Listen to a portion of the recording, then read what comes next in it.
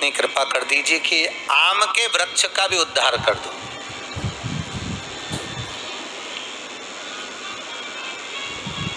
शिव जी ने कहा, हम वर प्रदान करते हैं रति। जहां शिव और शक्ति है, जहां 33 कोटि देवता इस कलश के अंदर विराजमान होंगे, उस जगह पर स्वयं कंठ पर जहां पर मेरा निवास होगा, उस जगह पर ये आम के पल्लव अमृत के तुल्य माने जाएंगे और इनका निवास हमारे ही हाथ में, हमारे ही हस्त कमल में विराजमान होगा, हमारे ही हाथ। कितना सुंदर है महाराज जी। उस आम के पल्लव की महत्वता को जरा जानिएगा, बहुत बहुत ध्यान दीजिएगा। आम के पत्ते देखे आप लोगों ने? अरे बोलो, जम के तो बोलो। देखें, उसका प्रयोग कभी आप लोगों ने करा? आम के पत्ते का कभी प्रयोग कर कर देखिएगा।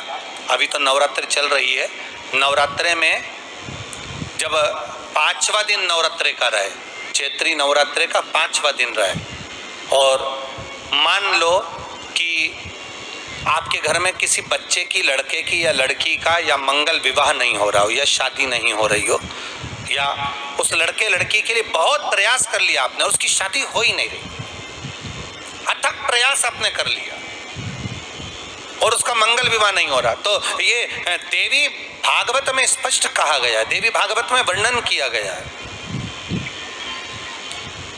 देवी भागवत में वर्णित किया गया। और देवी भागवत में कहा गया कि आम का जो पत्ते होते हैं, आम का जो पत्ता होता है, आम का जो पल्लव होता है, उस आम के पत्ते पर हल्दी और सिंदूर,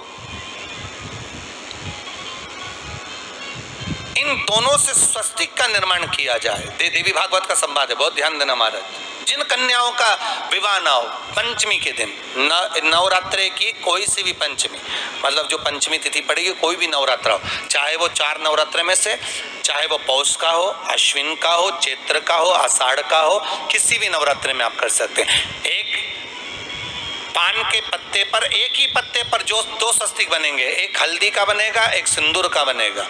बस अंतर इतना है, जो हल्दी का स्वस्तिक है उस पर कंकु के चावल, अर्थात रौली के चावल, रौली कुंकू के चावल रखना है, और जो सिंदूर का है उस पर हल्दी के चावल रखना है। इतना रखकर जिस लड़का लड़की का विवाह नहीं होता, उसकी हथेली पर रखकर उसका नाम और गोत्र बोलकर महाराज उसको ले जाकर नीम के पेड़ के नीचे उसको रख दिया जाता है।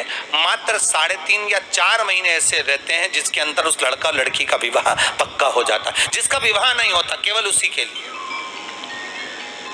जिसका मंगल विवाह ना हो रहा, आम के पल्लव में शिव का वर प्रदान है, आम के पल्लव में शंकर का आशीर्वाद है, आम के पल्लव में शिव का आशीर्वाद।